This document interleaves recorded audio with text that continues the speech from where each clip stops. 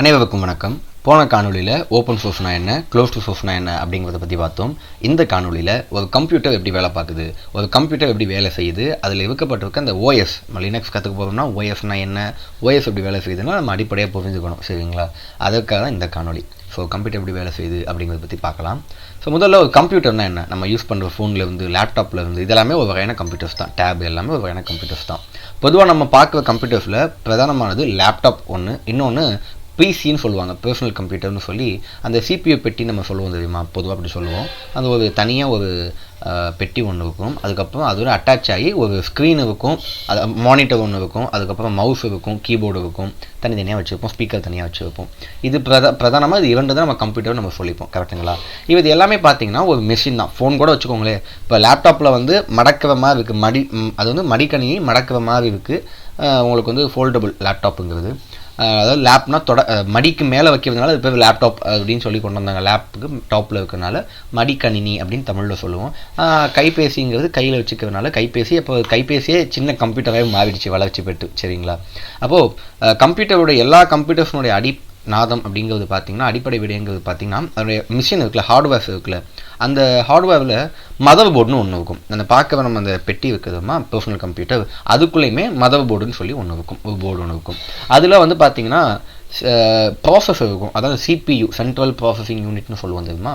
அந்த ப்ராசஸருங்கிறது அதுதான், அந்த ப்ராசஸர் அங்கே தான் இருக்கும். அது மாதிரி மொபைலில் கூட பார்த்தீங்கன்னா ஸ்னாப் ட்ராகன்னா ப்ராசஸர் கேள்விப்பட்டிருப்போம். அது மாதிரி கம்ப்யூட்டரில் லேப்டாப்பில் வந்து இன்டெல் ப்ராசஸர் கேள்விப்பட்டிருப்போம். அந்த மாதிரி ப்ராசஸர்லாம் இருக்குது. அதுபோல் பார்த்தீங்கன்னா ரேம் இருக்கும், ரேம் நம்ம கேள்விப்பட்டிருப்போம். அடுத்து வந்து ஹார்ட் டிஸ்க் இருக்கும், ஸ்டோரேஜுக்காக ஹார்ட் டிஸ்க் போடுவாங்க சில பேர், இல்லாட்டி எஸ்எஸ்டி போட்டிருப்பாங்க, இதெல்லாம் இருக்கும், கேள்விப்பட்டிருப்போம். அப்புறம் இன்புட் அவுட்புட் டிவைசஸ், ஐஓ டிவைசஸ்ன்னு சொல்லுவாங்க.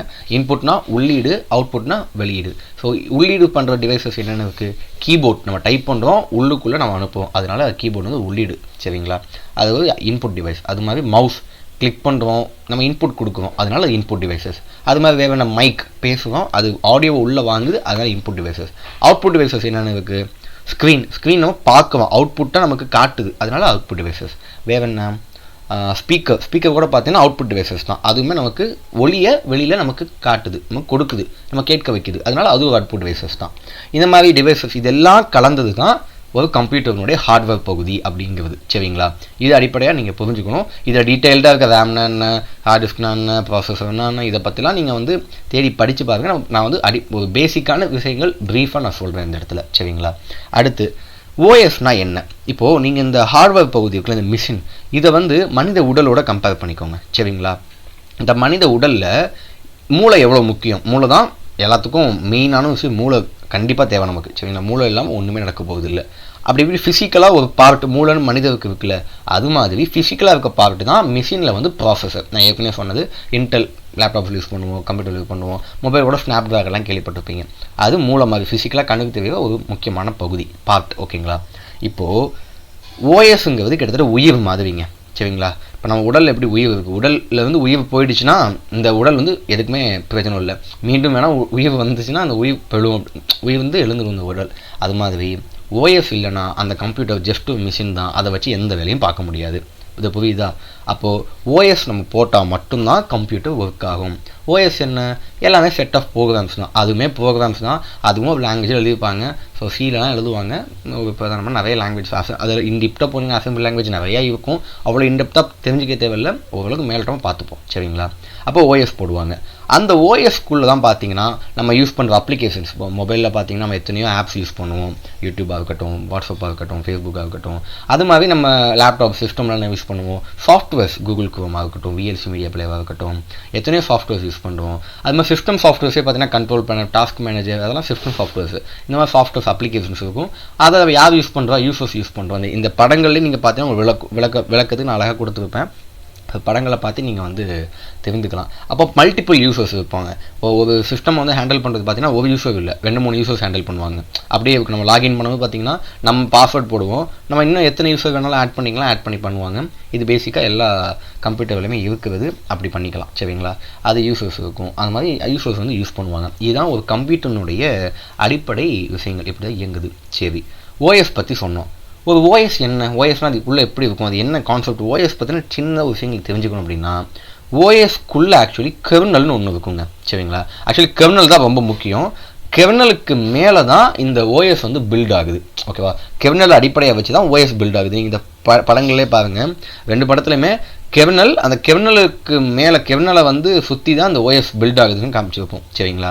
அப்போது இந்த கெர்னல் வந்து பார்த்தீங்கன்னா இப்போ லினக்ஸ்லாம் ஒரு கெர்னல் தான், அதை வந்து நான் பின்னாடி சொல்கிறேன். இப்போ லினக்ஸ் கெர்னலில் வந்து பார்த்தீங்கன்னா அடிப்படையாக வச்சு தான் அதுக்கு மேலே ஓஎஸ் பில்ட் ஆகுது. லினக்ஸ்லாம் பார்த்தீங்கன்னா சீல எழுதி வைப்பாங்க லினக்ஸ் கெர்னல்லாம். அது மாதிரி கெர்னல் இருக்கும், அந்த கெர்னலுக்கு மேலே தான் ஓஎஸ்லாம் பில்ட் ஆகும். இதுதான் வந்து அடிப்படையான விஷயம் ஓஎஸ் பற்றினது. சரி, கெர்னல்னு சொன்னீங்க. எங்களுக்கு தெரிஞ்சது வந்து பார்த்தீங்கன்னா லினக்ஸ் ஓஎஸ் தெரியும், விண்டோஸ் ஓஎஸ் தெரியும். இப்போ இதாக கெர்னல்னா என்ன? இப்போ கெர்னல் ஓஎஸும் வேறு வேறு கெர்னலை சுற்றி தான் ஓஎஸ் இருக்கும்னா அப்போது இது என்னது அப்படின்னு கேட்டிங்கன்னா, சிம்பிளாக புரிஞ்சுக்கணும்னா ஒவ்வொரு ஓஎஸ் இருக்குல்ல, for example kernels and operating system. இப்போது விண்டோஸ் இருக்குது, விண்டோஸ் 10 யூஸ் பண்ணுவோம், 11 யூஸ் பண்ணுவோம், இதெல்லாம் ஓஎஸ். ஆனால் அது ஒரு கெர்னலில் பில்ட் ஆகிருக்கும். ஆமாங்க, ஒவ்வொரு கெர்னல் உண்டு. விண்டோஸ்னுடைய கெர்னல் வந்து பார்த்தீங்கன்னா விண்டோஸ் NT அப்படின்னு ஒரு கெர்னல் இருக்குங்க. அந்த கெர்னலை அடிப்படையாக வச்சு தான் விண்டோஸ்னுடைய நம்ம கீழே குறிப்பிட்டிருக்கல, எக்ஸாம்பிளுக்கு XP-ஆக இருக்கட்டும், விஸ்டாவாக இருக்கட்டும், 7-ஆக இருக்கட்டும், 8-ஆக இருக்கட்டும், 10, 11, இன்றைக்கி நம்ம யூஸ் பண்ணுற 11 வரைக்குமே. இப்போ 10லாம் பார்த்தீங்கன்னா சப்போர்ட் முடியுது, சப்போர்ட் வந்து நாங்கள் ஸ்டாப் பண்ணுறோன்னு சொல்லியிருக்காங்க. ஆகஸ்ட் மந்தோடய செப்டம்பர் மந்தோடையோ மைக்ரோசாஃப்ட் அனௌன்ஸ் பண்ணியிருக்காங்க. 11 தான் இனிமேல் எல்லாம் யூஸ் பண்ணணும்னு சொல்கிறாங்க. அப்போ அந்த 11 வரைக்கும் கூட பார்த்தீங்கன்னா அவங்க விண்டோஸ் NT அப்படிங்கிற ஒரு கெர்னலை தான் யூஸ் பண்ணுறாங்க மைக்ரோசாஃப்ட்.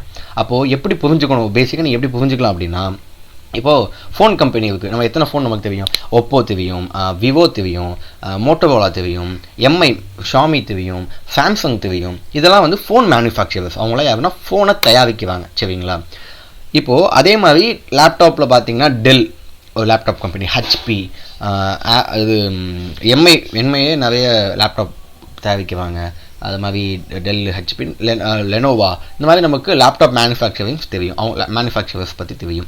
அவங்க லேப்டாப்பை தயாரிக்குவாங்க, அந்த மெஷினை தயாரிக்குவாங்க. ஓகேங்களா? ஆனால் அதுக்கு உயிராக இருக்கக்கூடிய அந்த ஓஎஸ் இருக்குது தெரியுமா? அதை யார் தயாரிக்குவாங்கன்னா பல கம்பெனிகள். அதில் பிரபலமான கம்பெனி யாருன்னு பார்த்தீங்கன்னா மைக்ரோசாஃப்ட், பில்கேட்ஸோட கம்பெனி. மைக்ரோசாஃப்ட் தான் விண்டோஸ் அப்படிங்கிற ஒரு கெர்னலை தயாரிச்சிருக்காங்க, விண்டோஸ் NTங்கிற கெர்னலை. அந்த விண்டோஸ் NTங்கிற கெர்னலின் அடிப்படையாக கொண்டு உருவாக்கப்பட்ட ஓஎஸ் தான் நம்ம இன்னைக்கு யூஸ் பண்ணுற விண்டோஸ் 10 and 11 ஓஎஸ் எல்லாமே. புரிஞ்சுதுங்களா?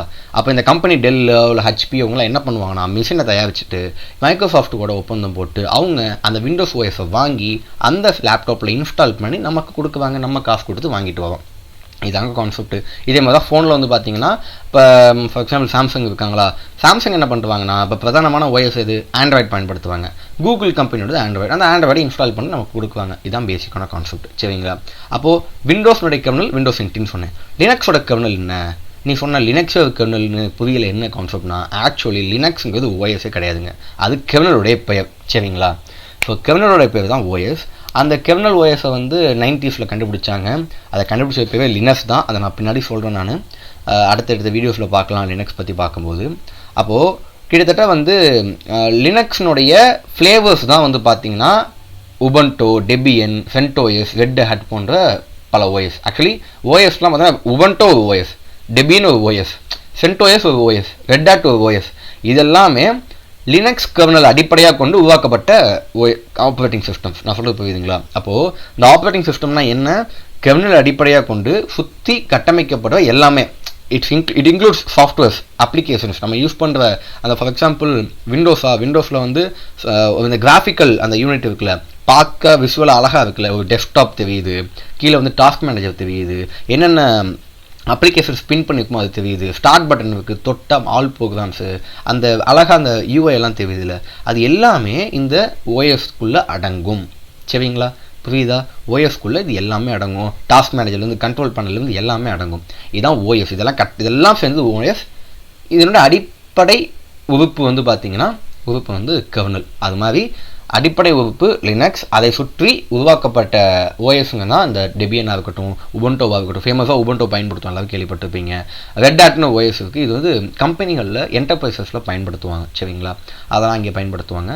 அது வந்து அதனுடைய ஆக்சுவலி ரெட் ஹேட் வந்து பார்த்தீங்கன்னா அது வந்து ஓப்பன் சோர்ஸாக இருந்தாலும் அதனுடைய நிறைய விஷயங்கள் வந்து பெய்டு. லைக் ஃபார் எக்ஸாம்பிள் அது சப்போர்ட்டாக கூட பல விஷயங்கள்லாம் பெய்டு இருக்குது. அதனால் அதனுடைய ஃப்ரீ வெர்ஷனாக கண்டுபிடிக்கப்பட்டது தான் சென்டோஎஸ். அதெல்லாம் பின்னாடி பார்ப்போம் நம்ம. அப்போது உபுண்டோலாம் உங்களுக்கு தெரியும்னு நினைக்கிறேன்.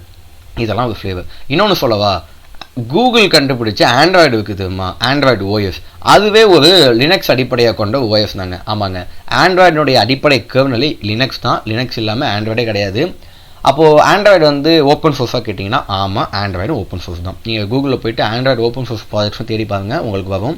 ஸோ நீங்கள் வந்து ஏன்னா நம்ம ஏற்கனவே ஓப்பன் சோர்ஸ் லைசன்ஸ் பற்றி பார்த்தோம்ல, அதில் அந்த ஜிபி லைசன்ஸ் கீழே தான் லினக்ஸ் வருது. அது சார்ந்து கண்டுபிடிக்கப்பட்ட விடயங்களுமே வந்து ஓப்பன் சோர்ஸாக கொடுக்கப்படணும். அதனால் அதுவுமே ஓப்பன் சோர்ஸாக கொடுக்கப்பட்டிருக்கு. ஸோ யார் வேணால் ஆண்ட்ராய்டுடைய கோட்ஸை போய் பார்க்கலாம். அடிப்படையாக எழுதப்பட்டிருக்கு அந்த கோட் எல்லாமே நீங்களும் பார்க்கலாம், நானும் பார்க்கலாம், மாடிஃபை பண்ணலாம், என்னென்ன பண்ணலாம். இதுதான் விஷயம், புரிஞ்சுதுங்களா? இப்போது இதில் இன்னொரு விஷயம் நான் சொல்லணும்னு ஆசைப்படுவேன். இதில் பயாஸ்னு ஒன்று இருக்குது. இதெல்லாம் என்னன்னு நம்ம கொஞ்சம் பார்ப்போம். இப்போ என்னென்னா, நீங்கள் அந்த ஃபார் எக்ஸாம்பிள் இப்போ கம்ப்யூட்டர் ஆன் பண்ணுறீங்களா, அது இந்த ப்ராசஸ் ஃப்ரம் ஒரு கம்ப்யூட்டரை ஆன் பண்ணுறதுல இருந்து அந்த ஆன் பண்ணிவிட்டு அது எப்படி வந்து உள்ளே போகுதுங்கிறதுல ஒரு சின்ன ப்ராசஸ் ஒன்று இருக்குது, சரிங்களா? அதை பற்றி நம்ம லைட்டாக பார்க்கலாம். ஸோ இப்போ வந்து நீங்கள் வந்து சுவிட்ச் ஆன் பண்ணிட்டீங்க, லேப்டாப்புடைய சுவிட்ச் ஆன் பண்ணிட்டீங்க, பவர் ஆன் பண்ணிட்டீங்க அப்படின்னோடனே என்ன ஆகும்னா, சிக்னல் வந்து இப்போ மதர் போர்டு இருக்குல்ல, மதர் போர்டில் வந்து ஒரு சிப்பு இருக்குங்க. அந்த சிப்பில் பயாஸ்னு ஒன்று இருக்கும். இது வந்து ஒரு ஃபர்ம்வேர் மாதிரி, இது ஒரு சி லாங்குவேஜில் எழுதிப்பாங்கன்னு வச்சுக்கோங்களேன். இப்போது ஃபர்ம்வேர்னா ஒன்றும் இல்லை, அது வந்து ஒரு செட் ஆஃப் ப்ரோக்ராம்ஸ், ஓகேவா? அப்போது ஓஎஸ்லாம் போடுறதுக்கு முன்னாடி, இப்போ நீங்கள் கம்ப்யூட்டரில் ஓஎஸ் போடுவீங்கன்னா அது செலக்ட் பண்ணுறதுக்கு ஒரு ஃபர்ம்வேர் உள்ளுக்குள்ளே சம்திங் ஏதாவது எழுதப்பட்டிருக்கணும்ல, அது மாதிரி வச்சுக்கோங்களேன். அப்போ பயாஸுங்கிறது அந்த மதர் போர்டுக்குள்ளே இருக்கிற ஒரு சிப்பில் இருக்கிற ஒரு விஷயம். இது ஹார்ட் டிஸ்கில் இருக்காது, மதர் போர்டில் இருக்கும், சரிங்களா? பயாஸ்னு சொல்லுவாங்க, பிஐஓஎஸ், பயாஸ், ஓகேவா? இது என்ன பண்ணணும்னா செக் பண்ணும், ஐஓபி கனெக்ட் ஆகிடுச்சா, எல்லாம் கனெக்ட் ஆகிடுச்சா, ஹார்ட் டிஸ்க் இருக்கா, எல்லாம் இருக்கான்னு செக் பண்ணும். ஏன்னா இதனுடைய வேலை தான் ஹார்ட் டிஸ்க்லாம் செக் பண்ணால் மட்டும்தான் அந்த ஹார்ட் டிஸ்க்குள்ளே தான் ஓஎஸ் இருக்கும். நம்ம ஓஎஸ் போட்டுருக்கோம், அது ஹார்ட் டிஸ்கில் இருக்கும். அங்கே இருந்து அந்த ஓஎஸை எடுத்து பூட் பண்ணி ப்ராசஸர் வந்து அடுத்து எக்ஸிக்யூட் பண்ணி நமக்கு லேப்டாப் ஓப்பன் ஆகுது. இதுதான் கான்செப்ட், ஓகேங்களா? ஆனால் அந்த பயாஸ் வந்து பார்த்தீங்கன்னா பழைய கம்ப்யூட்டர்ஸில், பழைய லேப்டாப்ஸில் பயாஸுங்கிற அந்த ஃபர்ம்வேர் யூஸ் பண்ணிட்டு இருந்தாங்க. இப்போ வரக்கூடிய இதிலலாம் வந்து பார்த்தீங்கன்னா பயாஸ்க்கு பதிலாக இஎஃப்ஐன்னு ஒன்று இருக்குது, யூஎஃப்ஐன்னு ஒன்று இருக்குது, சரிங்களா? எக்ஸ்டென்டபிள் ஃபர்ம்வேர்னு நினைக்கிறேன், அது கரெக்டாக ஞாபகம் இல்லை. எக்ஸ்டென்சிபிள் ஃபர்ம்வேர் இன்டர்ஃபேஸ் அப்படின்னு சொல்லுவாங்க, அது யூஸ் பண்ணுறாங்க. அந்த இது பயாஸ்க்கு ஆல்டர்னேட்டிவாக கொண்டு வரப்பட்டது. நிறைய ஃபீச்சர்ஸ் இருக்குது, நிறைய விஷயங்களை செக் பண்ணும், சீக்கிரமாக வந்து அந்த விண்டோஸை ஓஎஸ் வந்து சீக்கிரமாக பூட் பண்ணும், அதுக்கெலாம் அது வந்து ஹெல்ப் பண்ணும், சரிங்களா? அப்போ அந்த இது அப்போது நீங்கள் வந்து கம்ப்யூட்டர் ஆன் பண்ண உடனே பயாஸோ இல்லை அந்த இஎஃப்ஐயோ என்ன பண்ணணும்னா பூட்லோட ஓப்பன் பண்ணி உள்ளே இருக்க ஓஎஸை ஹார்ட் டிஸ்கை செக் பண்ணி ஹார்ட் டிஸ்கில் இருக்க ஓஎஸை பூட் பண்ணி அடுத்து ப்ராசஸ் எக்ஸிக்யூட் பண்ணணும். ப்ராசஸை வந்து எக்ஸிக்யூட் பண்ணி நமக்கு சிஸ்டம் ஓப்பன் ஆகும். இதுதான் கான்செப்ட்டு. சில இடங்களில் இந்த ஓஎஸ் பற்றி படிக்கும்போதெல்லாம் பயாஸ் பற்றி படிக்கணும்னு சொல்லுவாங்க. ஏன்னா பயாஸ் வந்து அப்டேட் பண்ணணும் அப்படிலாம் சில இடங்களில் கேள்விப்படுவீங்க. அது என்னென்னா வந்து பார்த்தீங்கன்னா, ஒரு மதர் போர்டுக்கு புது பயாஸ் ஃபர்ம்வேர் வந்து அவங்க வெர்ஷன் அப்டேட் பண்ணலாம். அந்த மதர் போர்டு கம்பெனி வந்து அப்டேட் பண்ணலாம். அதனால் அந்த மதர் போர்டுக்கு ஏற்ற ஒரு பயாஸை பார்த்து ஃபர்ம்வேர் அப்டேட் பண்ணுவாங்க. இதெல்லாம் வேற கதை, நம்ம அப்போ மாட்டி பார்க்கலாம். நமக்கு இப்போதைக்கு அது தேவையில்லைன்னு நினைக்கிறேன். ஸோ இது வரைக்கும் உங்களுக்கு சொன்னது புரிஞ்சுக்கும் நம்புகிறேன். ஒரு கம்ப்யூட்டருக்குள்ளே என்ன இருக்குது, அந்த கம்ப்யூட்டர் ஆன் பண்ணால் அது எக்ஸிக்யூட் ஆகி நமக்கு அந்த ஸ்க்ரீன் ஓப்பன் ஆகிற வரைக்கும் என்ன இருக்குங்கிறத பற்றி ஒரு ஐடியா உங்களுக்கு கொடுத்துருப்பேன் நம்புகிறேன்.